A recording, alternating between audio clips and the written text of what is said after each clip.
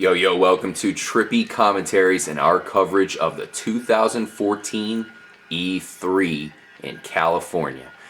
My name's RJ. I'm joined by Justin. Hello there. Kyle. How's everybody doing? Over there in California is Corey. Yo, what up, guys?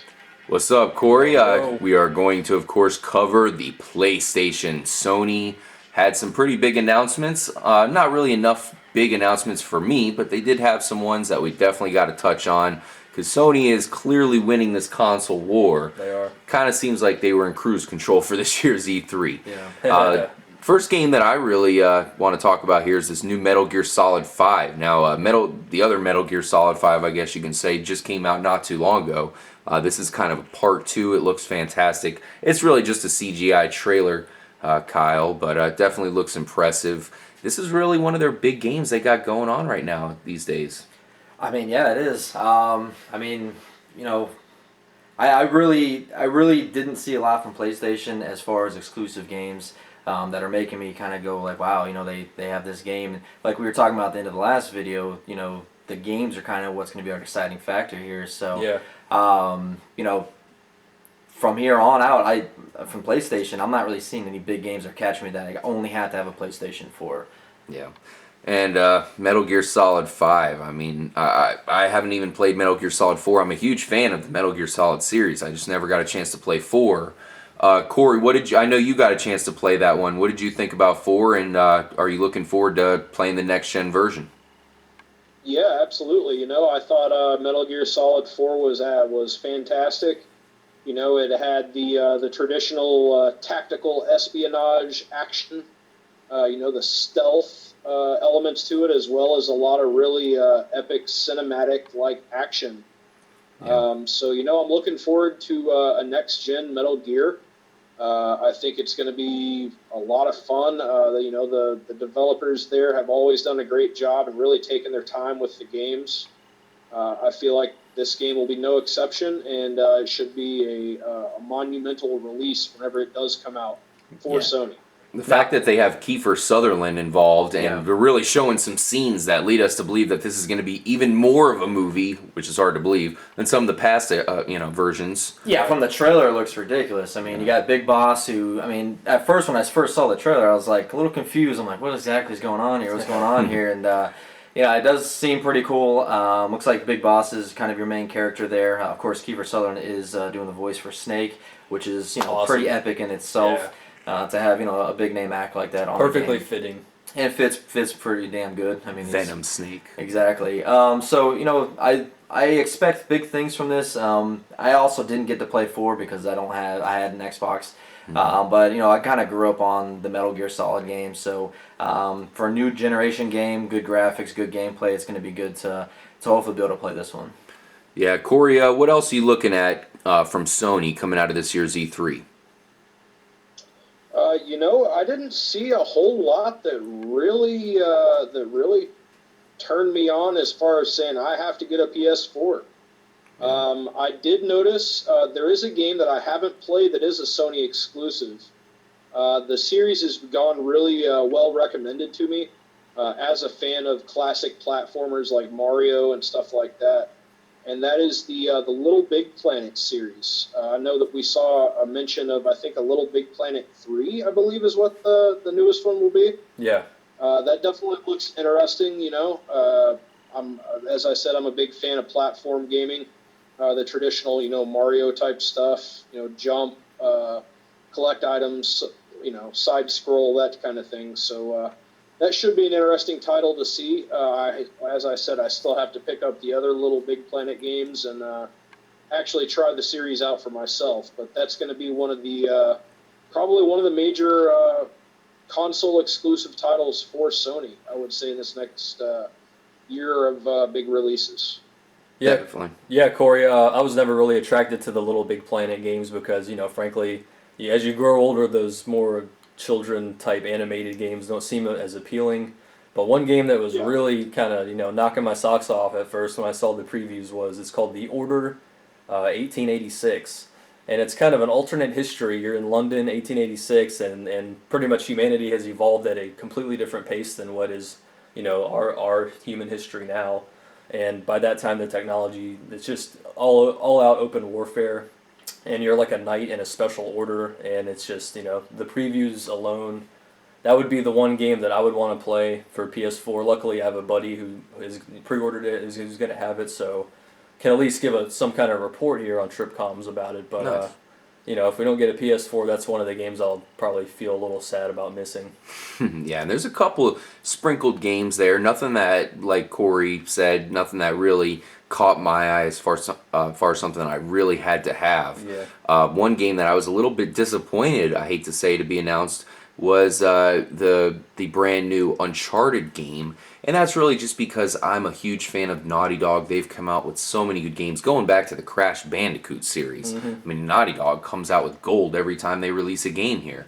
And I was really hoping that they would put their name behind some kind of brand new next-gen game, something that would really make me want to get a next-gen console. But going back to Uncharted, I mean, come on, that's a really repetitive game in my eye. I mean, it's got a great storyline, but it's basically do a little bit of platforming, shoot some people, do a little platforming, shoot some people in a third-person mode rather than an FPS. Yeah. I wish that they kind of were working on something, and I'm sure they are, but I'd like to see something new. As we've mentioned here multiple times, we're really looking for a key title from Sony here that we're gonna it's gonna make us buy this new PS4. Yeah. I was hoping Naughty Dog would be creating something.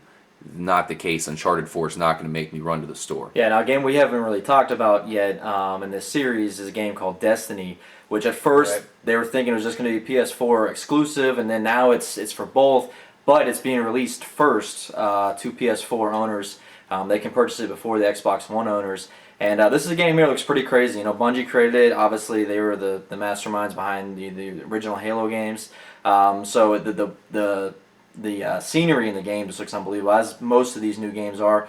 But it's got a totally different spin on it. I'm still a little unsure of what it's exactly about from watching the previews of it. But from what I've seen so far, it looks pretty crazy. It looks like you can kind of create your own guy and what he looks like, and it looks to be a good game and probably a solid multiplayer game as well.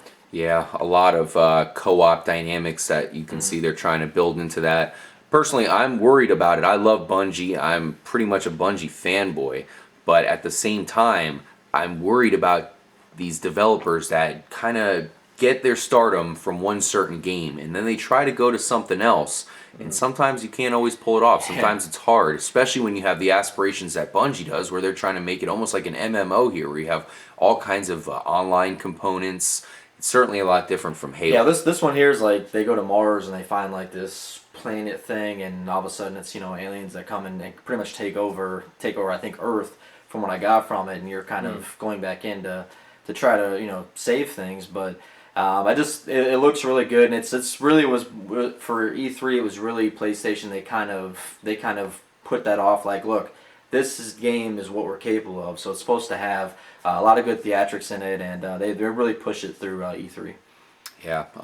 One thing I want to say that I was kind of disappointed with, two things really. First of all, no new God of War information. I was looking for a next-gen God of War. Now, I played the first God of War and got bored of it really quickly when they didn't do anything to improve it. They basically just kind of, almost like Uncharted, they were like, okay, let's release a sequel, not do anything new other than just new stories and new enemies on a more epic scale, which worked. Yeah. But I was kind of looking at this like, this is a game that you can make some serious improvements to heading into the next generation.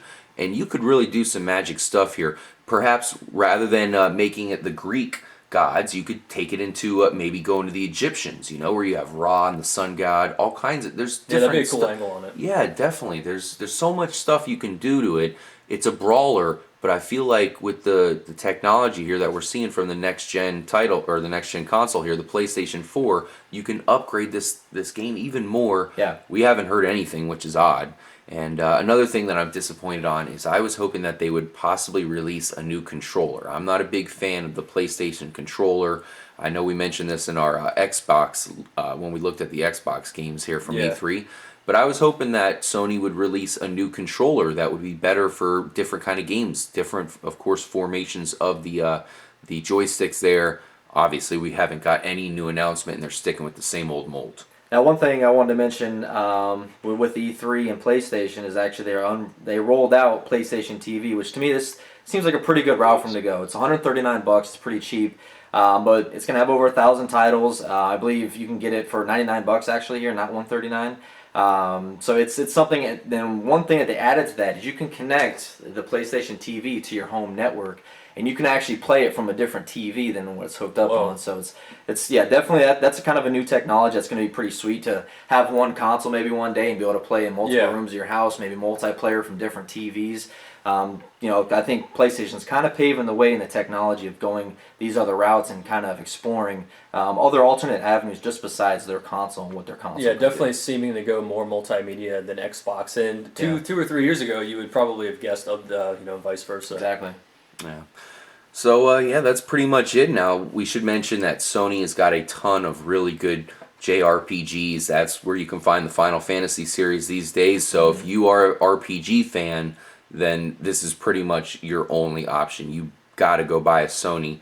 That said, there is a new JRPG being released for the Wii U. So if you're like us and you have a Wii U and you want to get your fix in, there will be a game coming right around the corner.